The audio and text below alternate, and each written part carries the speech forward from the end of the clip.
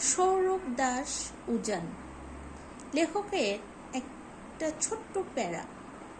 আশেপাশে এমন কিছু মানুষ দেখেছি যাদের প্রশংসার মাঝে চাপা হিংসার গন্ধ থাকে, যাদের ভালো চাওয়ার মধ্যে খারাপ করার চিন্তা থাকে খুব বেশি, যাদের আমি কখনো প্রতিদ্বন্দ্বী ভাবিনি, অথচ তারাই প্রিয়জনের মুখোশ পরে একটা সময় নিঃশব্দে পিঠে বারবার ছুরি চালিয়ে যায়।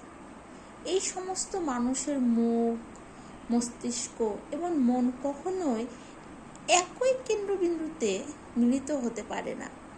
এরা অবিকল প্রিয় মানুষের মতো দেখতে হলেও আসলে তারা মানুষের সংজ্ঞাতেই আসে না। আমরা যেন কারো বদদোয়ার বা হিংসার কারণ না হই, এইটুকু বোঝার তৌফিক আল্লাহ তাআলা আমাদের সবাইকে দিন। দিন শেষে সবাই ভালো থাকি। ধন্যবাদ সবাইকে।